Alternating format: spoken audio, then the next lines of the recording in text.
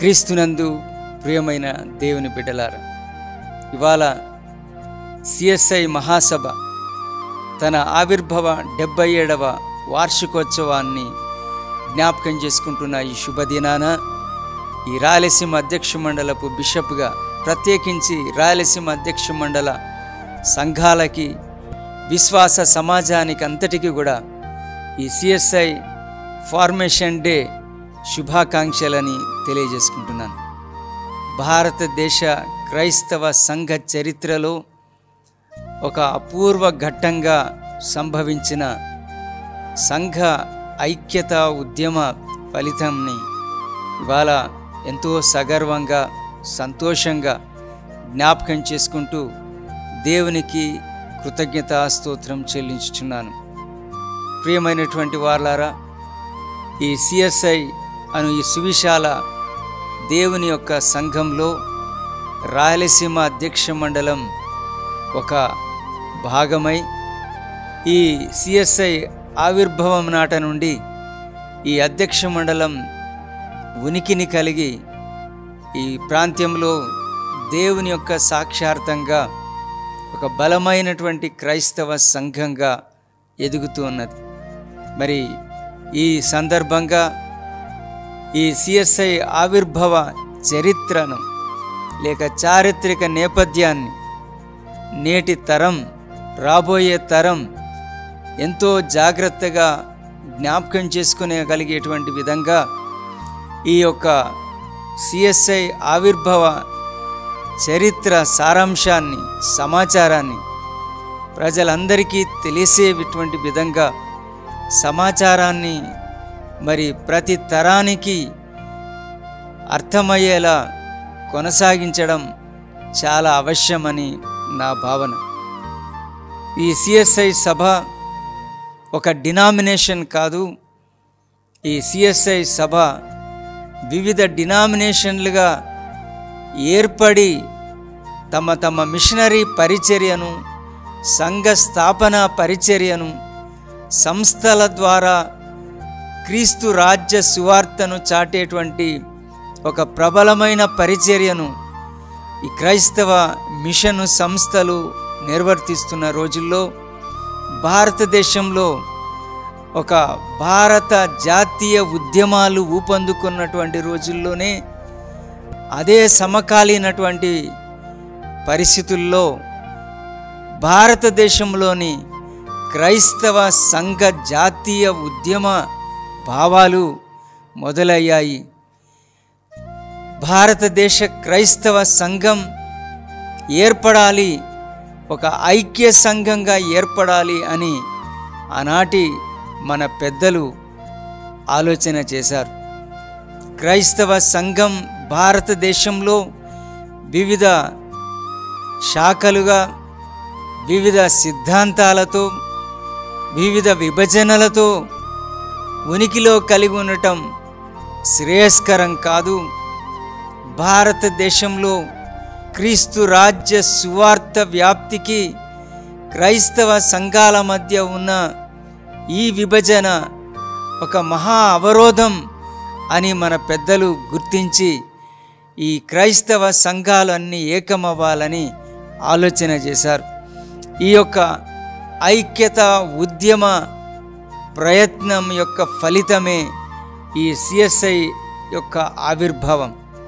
మొట్టమొదట ఈ యొక్క ఐక్యత అన్నది మిషను సంస్థల మధ్య 1902వ సంవత్సరంలో కమిటీ ఒప్పందం ఏర్పడటం ద్వారా తమ మిషన్ సంస్థలు వారి పరిచర్యను కొన్ని ప్రాంతాలకు పరిమితం చేసుకుంటూ ఎవరి పరిధిల్లోకి ఇంకొకరు ప్రవేశించకూడదు అనేటువంటి ఒక ఒప్పందాన్ని మిషన్ సంస్థలు ఏర్పాటు చేసుకున్నాయి. ఆ యొక్క ఐక్యత ఈ క్రైస్తవ మిషన్ సంస్థల మధ్య మరి ఎంతో ప్రబలంగా కొనసాగుతూ అప్పటి బలమైనటువంటి క్రైస్తవ శాఖలుగా ఉన్న ప్రెస్బిటేరియన్ మరియు కాంగ్రిగేషనలిస్ట్ అనే రెండు శాఖలు 1908వ సంవత్సరంలో సౌత్ ఇండియా యునైటెడ్ చర్చిగా ఆవిర్భవించడం లేక ఏర్పడడం జరిగింది. సో కాంగ్రిగేషనలిస్ట్ మరియు ప్రెస్బిటేరియన్ల బ్యాక్గ్రౌండ్ చెందినటువంటి సంఘాలు సంస్థలన్నీ కూడా ఒక్క తాటిపైకి వచ్చి ఒక్క సంఘంగా ఏర్పడ్డాయి. తర్వాత చర్చ్ ఆఫ్ ఇంగ్లాండ్ యొక్క సిద్ధాంతాల ఒక అధికారం కింద ఉన్నటువంటి యాంగ్లికన్ సంఘాలని కూడా ఏకం చేసుకునేటువంటి ఒక సుదీర్ఘమైనటువంటి ప్రయత్నం కొనసాగింది. చివరికి 1919వ సంవత్సరంలో ట్రాంకోబార్ మేనిఫెస్టో అనే ఒక తీర్మానము, ఒక నిర్ణయము ఆనాటి మిషను సంస్థల యొక్క పెద్దలు నాయకులు కలిసి ఏర్పాటు చేసుకున్నారు. ఈ ఏవైతే క్రైస్తవ సంఘంలోని శాఖలు సిద్ధాంతాలు ఉన్నాయో అవి భారతీయములు కావు, అవి పాశ్చాత్య క్రైస్తవ సంఘాల యొక్క శాఖలు, సిద్ధాంతాలు, విభేదాలు, వీటితో మనకు సంబంధం లేదు. భారతదేశంలో ఉన్న క్రైస్తవ సంఘాలు అన్నీ కూడా మరి ఒక్క క్రైస్తవ సంఘంగా ఏకమవ్వాలి అని దృఢంగా భావించారు. క్రైస్తవ సాక్ష్యం ఐక్యతతో మాత్రమే ఈ భారతదేశంలో సాధ్యమవుతుంది అని దృఢంగా విశ్వసించారు. ఈ నేపథ్యంలో ఈ ఆలోచనలతో ఎంతో ప్రార్థనాపూర్వకంగా క్రైస్తవ సంఘం భారతదేశంలో ఒక ఏక సంఘంగా ఏర్పడడానికైనా ప్రయత్నాలు చురుకందుకున్నాయి. మరి అదే సందర్భంలో యేసుక్రీస్తు ప్రభులు వారి యొక్క ప్రధాన యాజక ప్రార్థనగా పేర్కొనబడుతున్న యోహాను సువార్త 17వ అధ్యాయంలోని ప్రార్థనలోని విశ్వసించిన వారందరూ ఏకమై ఉండవలెను, that they all may be one అనేటువంటి యేసు ప్రభుల వారి యొక్క ప్రార్థన అంశాన్ని ప్రాతిపదికగా తీసుకొని క్రైస్తవ సంఘాల ఐక్యతకి స్ఫూర్తిగా, నాందిగా, పునాదిగా తీసుకొని క్రైస్తవ సంఘాలు అన్నీ కూడా ఏక సంఘంగా ఏర్పడాలి అని వారు దృఢంగా విశ్వసించారు. ఆనాటి పెద్దలు ప్రార్థించారు. దేవుని యొక్క పరిశుద్ధాత్మ ఆనాటి క్రైస్తవ సంఘాలను, నాయకులను ఒక ఐక్య సంఘంగా ఏర్పడే దిశ వైపు నడిపించాయి. ఆ యొక్క ప్రయత్నాల, ప్రార్థనల, చర్చల ఫలితంగా తుదకు 1947వ సంవత్సరం సెప్టెంబర్ మాసం 27వ తారీఖున చెన్నై మహానగరంలోని సెయింట్ జార్జెస్ కెథీడ్రల్లో మొట్టమొదటిసారిగా అధికారికంగా చర్చ్ ఆఫ్ సౌత్ ఇండియా, దక్షిణ భారత క్రైస్తవ సంఘ ఆవిర్భావ ఆరాధన కార్యక్రమం నిర్వహించబడ్డది. ఆనాటి నుండి ఈ సిఎస్ఐ సంఘం యొక్క విశ్వాస యాత్ర మరియు సంఘ ప్రస్థానం ప్రారంభించబడ్డది. ఇటువంటి గొప్ప ఐక్య సంఘములో మనమంతా భాగమై ఉన్నాం. 77 సంవత్సరాల ప్రయాణాన్ని ఈ యొక్క సిఎస్ఐ సంఘముగా మనం కొనసాగించాం. ఈ వార్షికోత్సవం నాడు మన గతాన్ని మనం ఒక్కసారి సింహావలోకనం చేసుకుంటూ, ప్రస్తుత పరిస్థితులని సమీక్షించుకుంటూ, భవిష్యత్ దర్శనాన్ని మనం విస్తృతం చేసుకుంటూ, మన అవరోధాలు, అగాధాలు, అంతరాలు, ఆటంకాలు వీటన్నిటినీ ఛేదించుకుంటూ ఈ సిఎస్ఐ సంఘం బలపడి విజయవంతంగా క్రీస్తు సాక్షార్థంగా ముందుకు సాగవలసిన ఆవశ్యకత ఉన్నది. గతం మనకు నేర్పిన పాఠాలు, గడిచిన కాలంలో జరిగిన సంఘటనల గుణపాఠాలు మనం నేర్చుకుంటూ, భవిష్యత్తును చక్కబెట్టుకుంటూ ఈ సంఘము ఆధ్యాత్మిక సాక్ష్యాన్ని, విశ్వాస సాక్ష్యాన్ని, ఆధ్యాత్మిక విలువలని కాపాడుకుంటూ ముందుకు సాగాలి.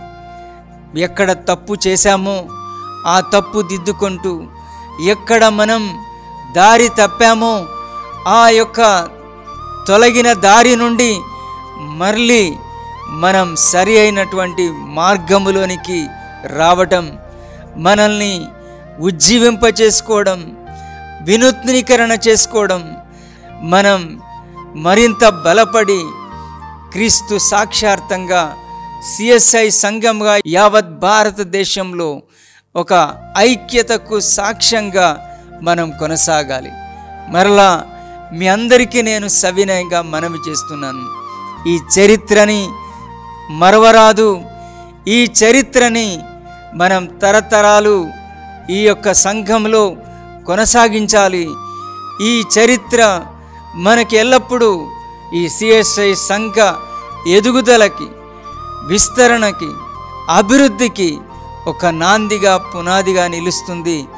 ఈ చరిత్రని మనం ఈరోజు ప్రత్యేకంగా జ్ఞాపకం చేసుకుంటూ, సిఎస్ఐ సంఘం అన్నది వాక్యానుసారంగా, క్రీస్తు యొక్క ఆదేశానుసారంగా, దేవుని యొక్క పరిశుద్ధాత్మ చేత ప్రేరేపించబడినటువంటి వారమై ఒక ఐక్య సంఘముగా ఈ సిఎస్ఐ మహాసభ ఏర్పడ్డది.